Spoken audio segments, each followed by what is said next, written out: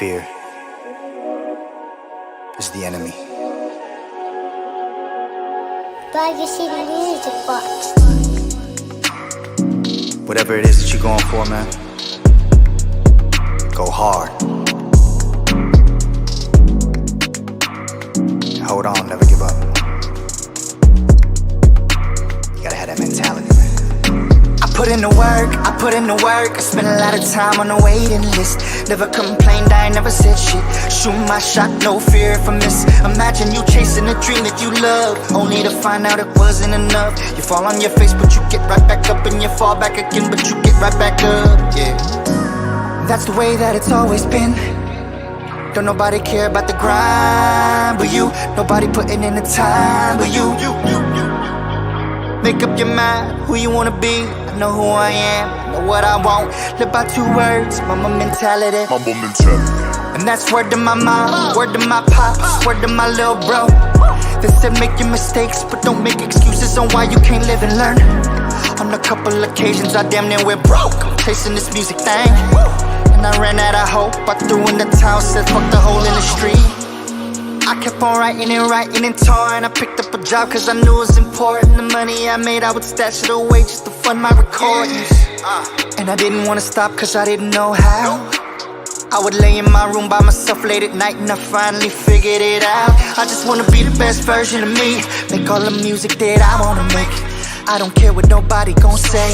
You miss all of the shots you don't take. And the answer is no, if you don't ask. If it gets hard, this too shall pass. God is my witness and he got the plan. He got the plan.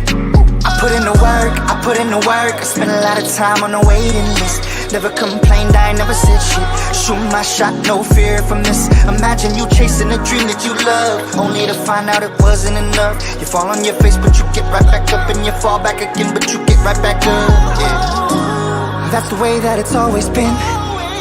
Don't nobody care about the grind but you. Nobody putting in the time but you.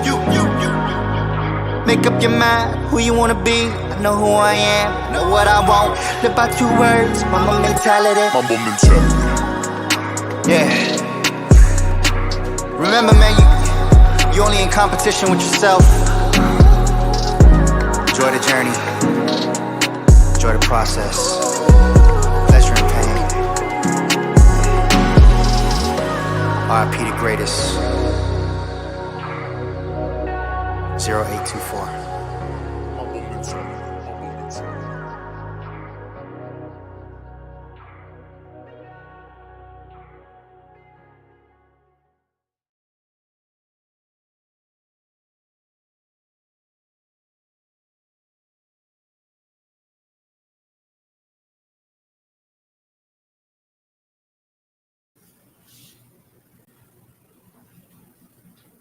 What's going on, y'all? How y'all doing today? It is another episode of Circle Talk, and y'all know me, DH, and this is my guest for today. Miss Mike Washington's in the building. Hi.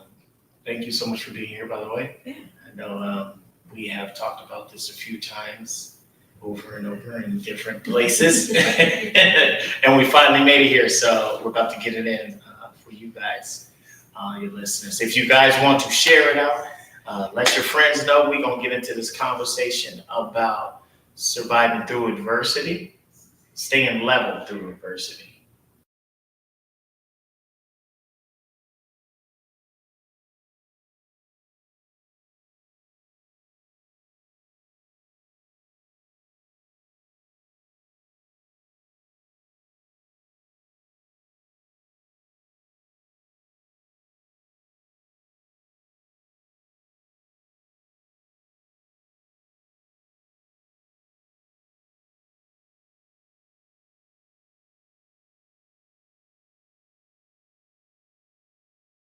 Foundation.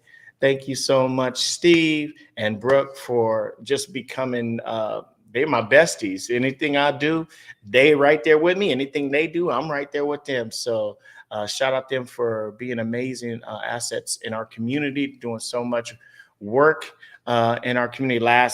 Last week they did a poker tournament, which they raised money for the DMAC Foundation and all the amazing things that they're doing with their they have many different things. They're doing working with kids and young adults with that are going to be at all these parties and events and that are going to be drinking and driving. We're trying to prevent them from doing that. So the DMAC Foundation has created a way to where you can call a certain number and they can get picked up from wherever they're at and taken home without having to worry about, how they're going to get there, if they're going to be safe or whatnot. So make sure you guys look up the dmacfoundation.org, and find out more about all the amazing things that they're doing in our community. So thank you so much, guys. Last but not least, want to give a huge shout out to Intentions Juice and Smoothies Bar. Shout out to Marquita Evans for all her amazing work in our community. If you guys have not been to Intentions Juice and Smoothies Bar, make sure you guys hit it up. 52nd South Tacoma Way.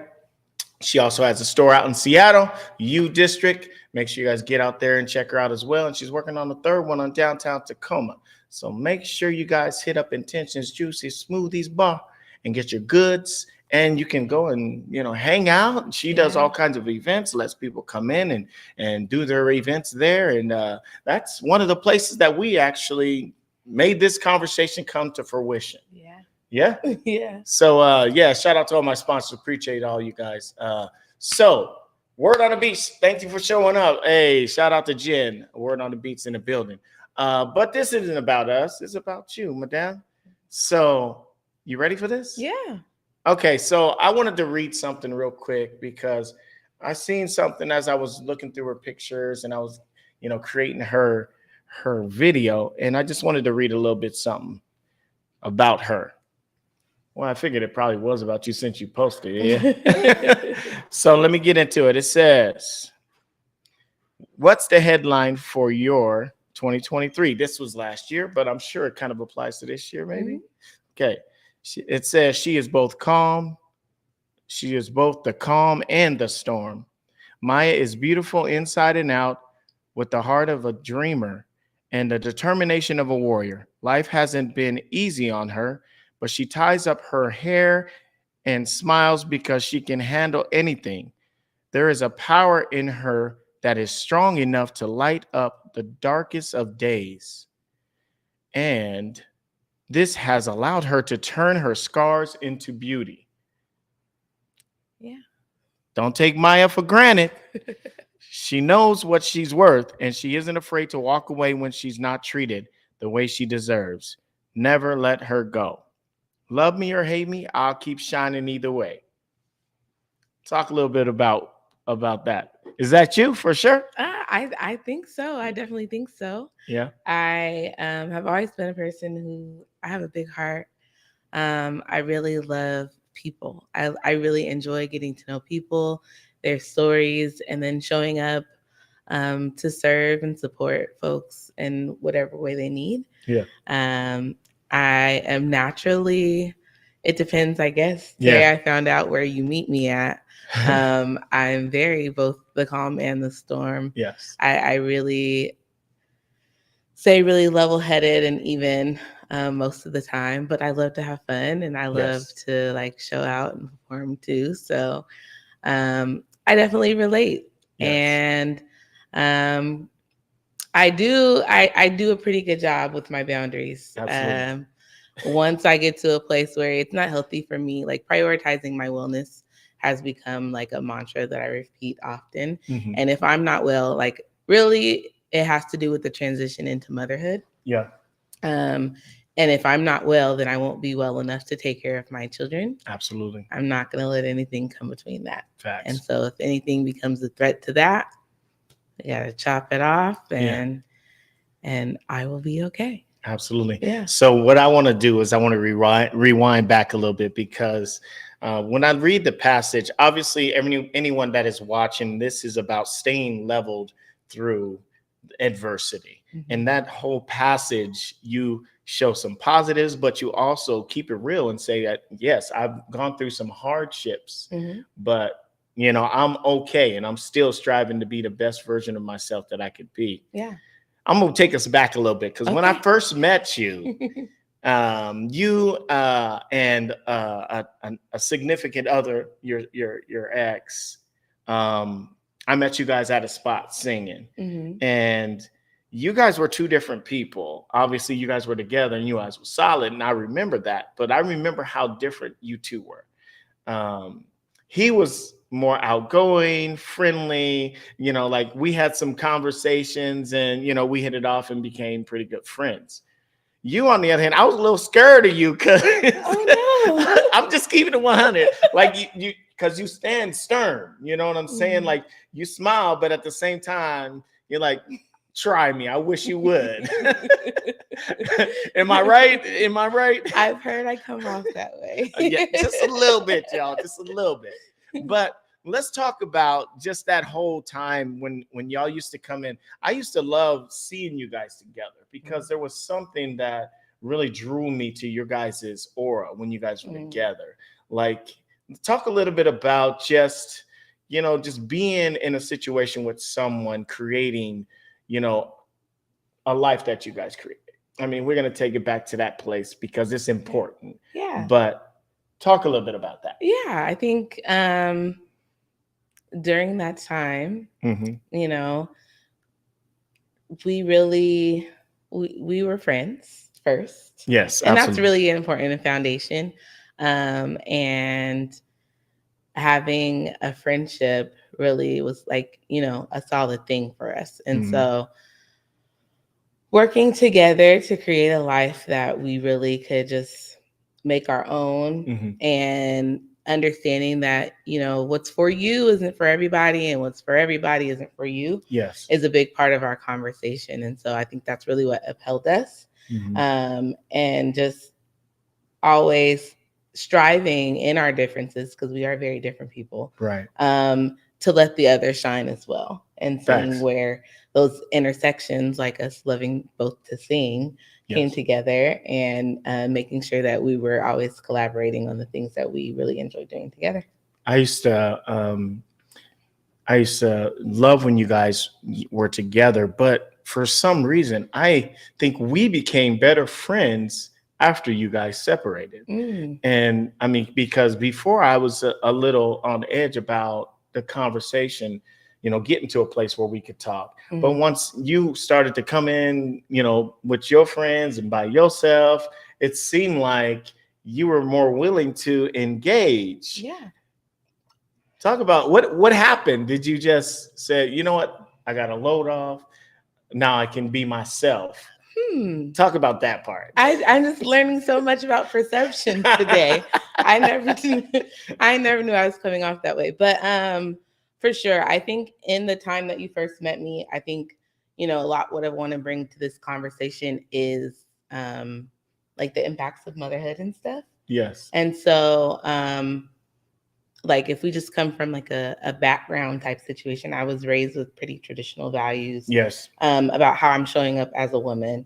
And so, of course, if we're in a setting and I'm with my partner, I'm not going to be speaking to the men around. Absolutely. Facts.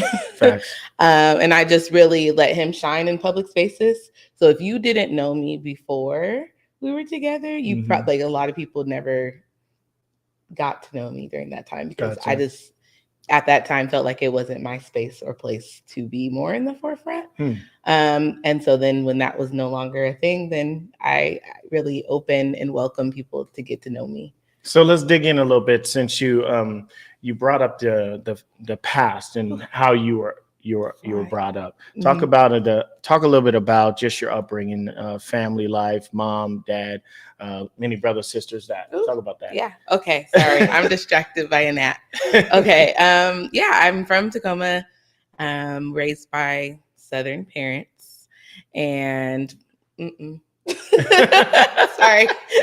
this is live. It's live, and I'm being attacked. She got a gnat on her. I just don't want it to fly in my mouth. Okay, ask another question.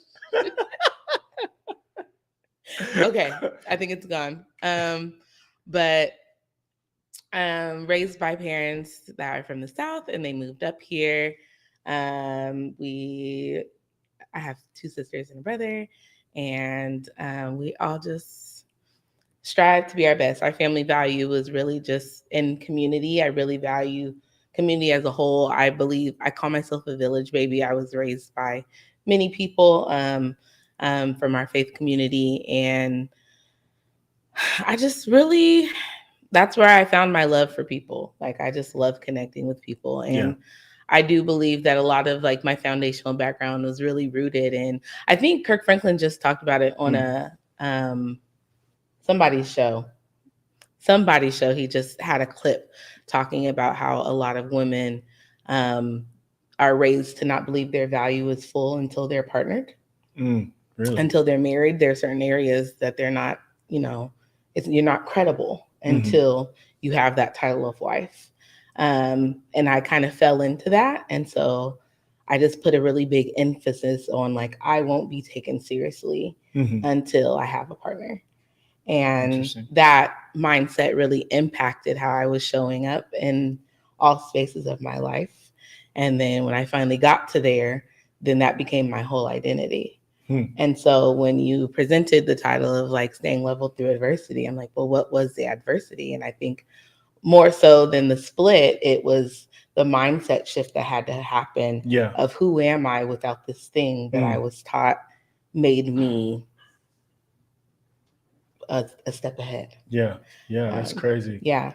So when you think about just your upbringing and all the things that your mother, father instilled in you, is there anything that you can say that you are using to raise your kids now, your boys now? And if so, why don't you touch a little bit on that? Really, number one is community, like how we interact in the spaces around us matters.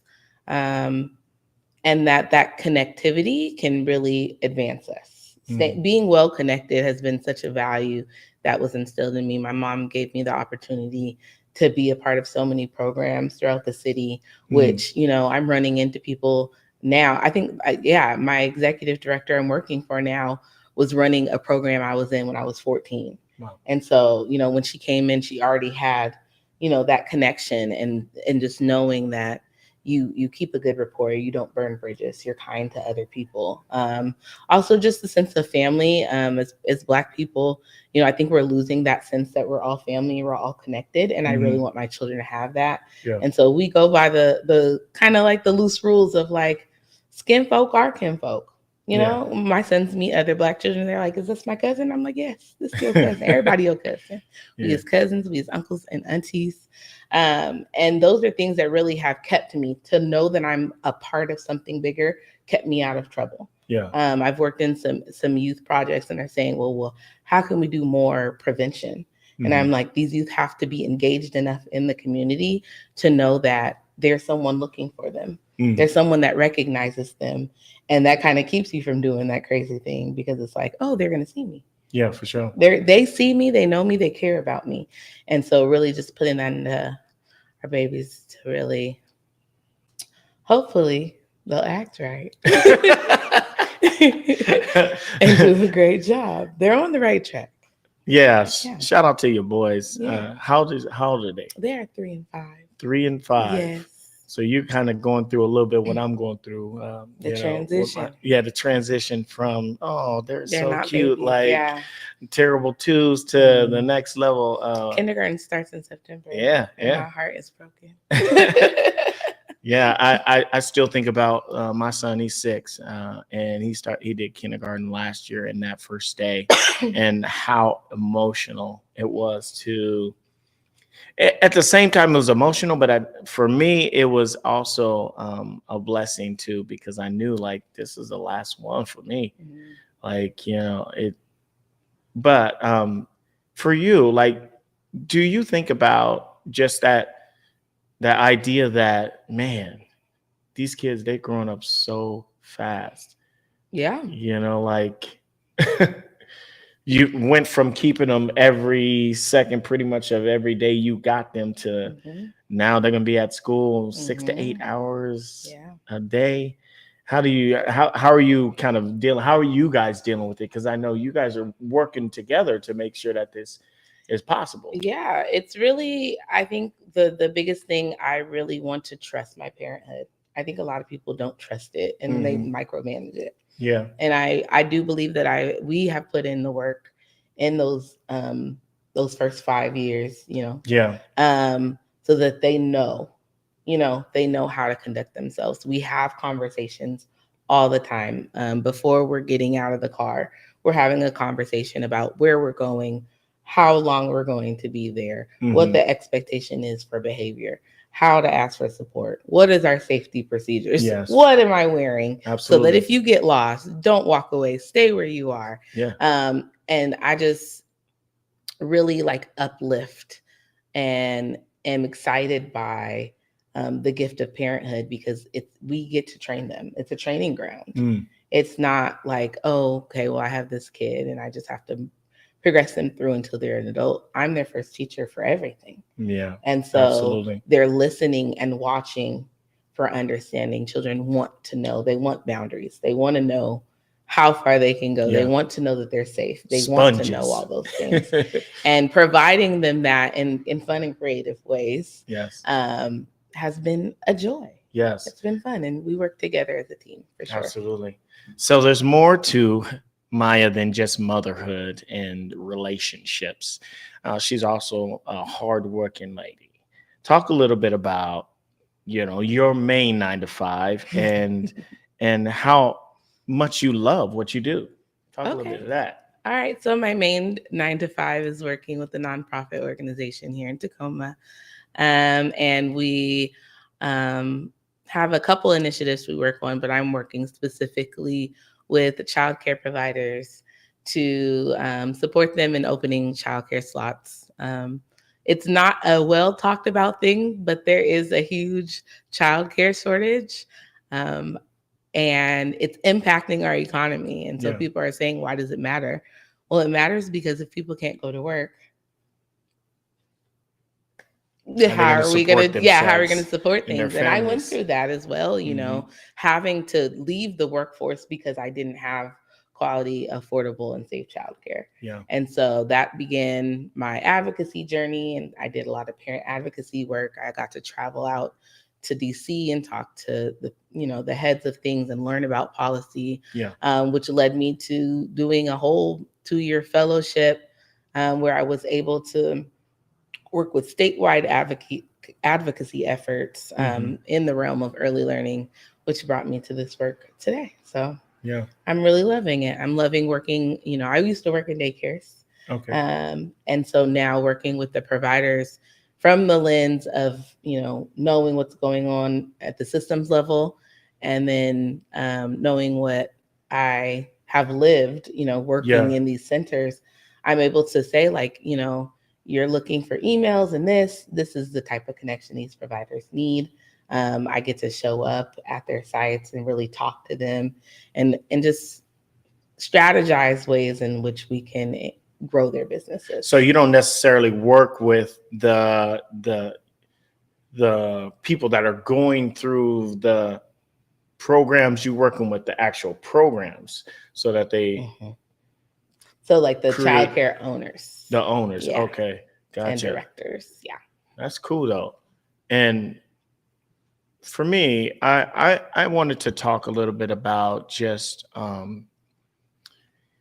because yes, we went through a few of the things, bullet points. I don't really follow any lead. I gave her like 10 questions, y'all. I don't follow the questions. I got my own as we go by. But let's talk to the youth and young adults. Okay. Obviously, in today's society, we're seeing a lot of youth and young adults that are growing up way too fast. Sex, having kids, the whole nine. And I'm sure you've kind of experienced a little bit in your day where you've seen either friends or even family members that have, chosen that versus, being themselves. What is something that you could say to some of these young women out here and young adult women that are in relationships that are being pressured into situations of, having sex and, doing it unprotected, things like that? What is something that you could say to the youth and young adults to kind of give them, some direction or some advice because, we see it all the time. And, for me, I think it's really important. I have 4 girls. And, I know that, they have all been really well. We've versed a lot of things to prevent them from jumping into those hoops, but there's still the times when they're not around their parents. What is something that you could say to these young girls out here that are, dealing with stuff like that? Okay. Well, I love working with youth. I spent a lot of my earlier years working with youth serving agencies in different capacities. I had a girls mentorship program at one time. And so I think through that and really seeing where the young people are today, I really want to encourage young people as a whole, but specifically young women, to really center your wellness. Like I think I mentioned that earlier. Centering your wellness kind of takes away that pressure of what other people are asking you to do. Yeah. I think, I don't know if people are doing this as much now that there's more conversations about the impacts of it. But I grew up in the good girl training generation. Everything was about how to make sure that you're good and that people are happy with you. And so you become a people pleaser. Yeah. And so you're going to make sure no one's mad at you, no one's upset with you, no one's, thinks you're not good. And so that leads to that mentality of, I have to succumb to whatever pressures are coming my way for the approvals of others. But if we redirect that and make it about centering your wellness, then your first thought is going to be, what makes me well? If I don't want to have this interaction with this person, that's not going to make me well. And then you can have the courage to speak up before it gets to the point where now I'm in this room and I'm being pressured. When it's just a text message, say, I don't want to entertain that type of conversation.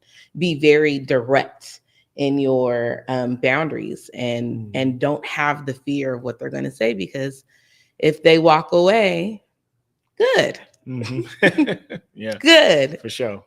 Save you some heartache and some heartbreak. I think it's really easy to scare young people and say, oh, you don't want to have a baby, you don't want to get STDs. You don't. And you don't want to be sitting up questioning your worth because someone has disrespected you and now they've blocked you, or you've sent those photos and now they're all over your friend group and you have to go to school tomorrow, or they've told your business to everyone and they promised they weren't going to. Those are the consequences that are more immediate. And so when I talk to young people, I'm highlighting those things. If this picture leaks, are you okay with everyone knowing what your private parts look like? Absolutely. And if you're not, you should probably rethink sending that photo. Are you okay with this person not speaking to you anymore? And then you hearing them commenting on your body to other people. Facts. Make your decision and center your wellness. Absolutely. Y'all heard it here first. Big auntie. Big auntie in the building. So let's talk about, we got about 2 more questions, maybe 3. All right. But the first one is, how important is your faith? Oh, that's what keeps me. The answer to staying level through adversity is, we have a question. Any advice for teens who may not be able to go to parents for advice? Yes, get you a big auntie. That's really, I think, that's our charge as the adults, to be in community, even with our friends' children. I really step up to that. But if I was a young person, that's why you make community with safe adults. That's what I like to call them. Safe adults don't keep secrets. Safe adults respect your boundaries. Safe adults kind of, are mindful, if you will. If you've ever gone through the mandated reporter training, those are the type of rules I like to follow as a safe adult. I will not tell anyone unless you are being harmed and it needs to be taken up a step further. So safe, trusted adults. If you aren't able to talk to your parents, or if you have access to mental health care therapy. Yep. Yeah. Boys and girls clubs. If you are and a person that goes to a Boys and Girls Club, YMCA, you have some people that you actually trust that are involved in those organizations. You can definitely go there. If you're involved in a church and you trust and you have a young adult or an adult that you actually trust with the story or the information or whatever it is that is going on that you cannot talk to your parents about, that's always someone that you can talk to as well. I didn't have moms, dads I could talk to, so I was a young life kid. So my young life leader was the person that I talked to when I went through some hardships and I couldn't explain what was going on in my world. So even young life leaders help. So you just gotta, know your people, understand your people, and if moms and dads isn't available, you have to really dive in and find someone. Don't go without speaking your truth. There's gotta be people out there, even counselors at school. A lot of us don't really trust them because they are getting paid and not getting paid a ton. But there are actually counselors out there that truly care, teachers out there that truly care about your well-being. So don't be afraid to reach out to those entities. And can I add, friends are nice, but your friends are the same age as you. Facts. And they have the life experience that you have, or less, or maybe more. But that doesn't mean they have the wisdom. So, support from adults is very useful because we've been there. I have been a 15-year-old girl. And then I was a 16-year-old girl. Then I was a 19-year-old woman who learned and was like, ooh, I wish I would have known that when I was 16.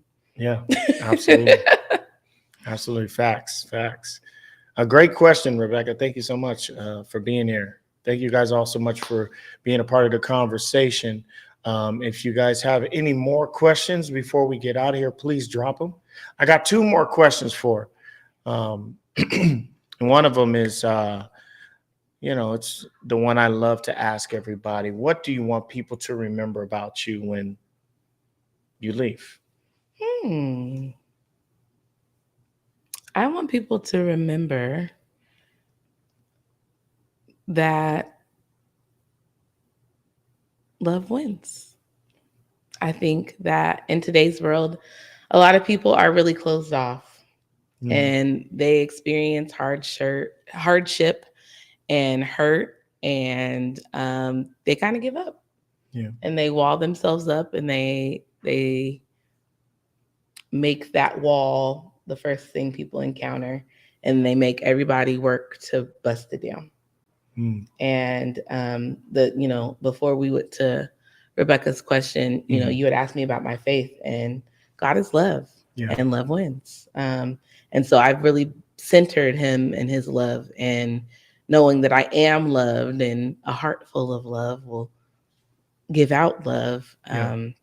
That's what really keeps me going, and keeps me from those dark spaces that, we can fall into very easily when life goes from what you expected and hoped for to something different.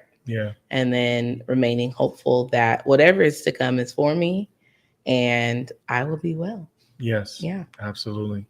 Faith is the way. Yeah. So we have talked a little bit about just podcasting. We love podcasts, You had talked a little bit about possibly doing something with podcasting too. What y'all think? Y'all think she could pull it off? I mean, she got the gift of gab. I mean, words like no other. Come on now, bring it. So talk a little bit about what would you do if you can create a podcast right now? If I got We are in Iamhayday Creative Space. Shout out to Iamhayday back there working hard for you guys. If you could create something right now. Yeah. Talk a little bit about it. If I could create something right now, so just a little backstory.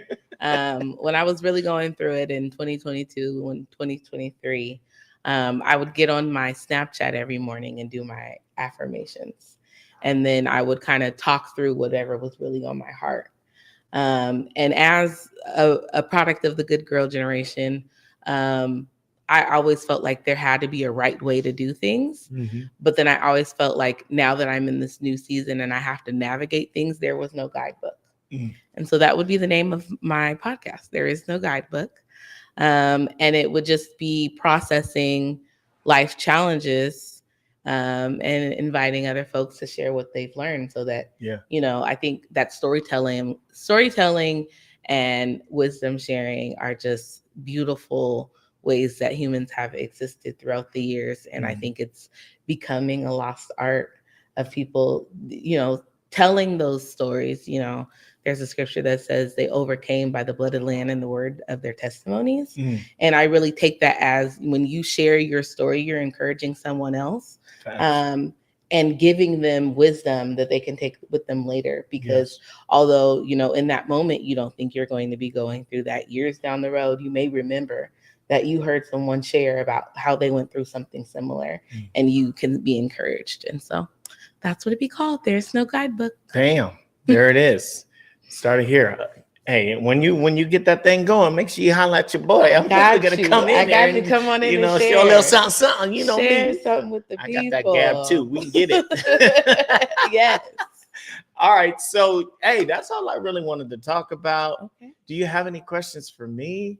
What's next for you? What you working on? Honestly, I am truly blessed to be in a space where I can create, great content for the people. That's my main focal point. And, my son starts first grade. And so I'm really trying to focus on making sure he's okay. I got to pick up my daughter as soon as I leave here. She need me to go pick her up some clothes. So I'm just going to continue doing what I'm doing, being a great father, continue learning, and,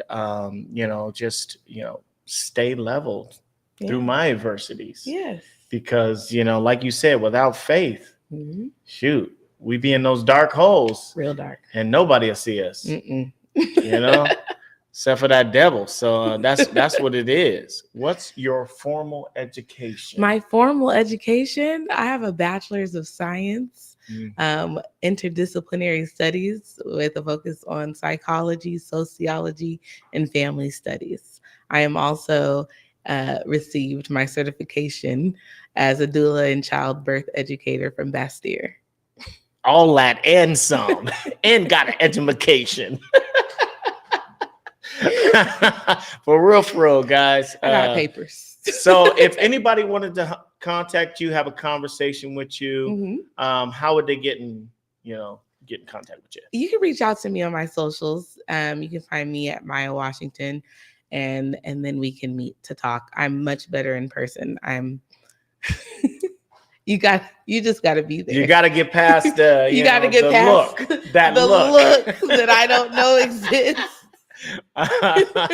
No, but real talk. Thank you so much. This has been amazing. This has been awesome. Like, when we talked at Intentions, I really wasn't sure where we were going to go, but I'm so glad we did, because man, you're like a flower. Yeah. There's parts everywhere. I'm an onion. I got layers. Yeah. So, guys, we are going to go ahead and conclude this, but make sure you guys tune in next week. I'm going to be with my first guest from TikTok. Ooh. Yeah. I found this guy on TikTok. He was making these shows with all these artists that could sing. He called the place his village. And everybody just loved him. And so I did a little bit of digging to learn a little bit more about him. And this young man has been through a whole lot. He had been on his deathbed and, had flatlined a couple times. And I'm excited to have a conversation with him and learn more about Mr. Russell Lee and just his adversities. Yeah. And how he went from dead to a whole new man. Oh, I love that. Such an amazing guy. I'm really excited to bring him on and have a conversation with him next week, guys. So tap in next week. We'll be with Russell Lee next Monday. Great guy. So thank you again. Thank you. That was and easy. Thank you, everyone, for tuning in. Yeah. Easy. All right, y'all. We'll see you guys next week. Y'all have a blessed day, night, evening, wherever you are in the world. Take care. Peace.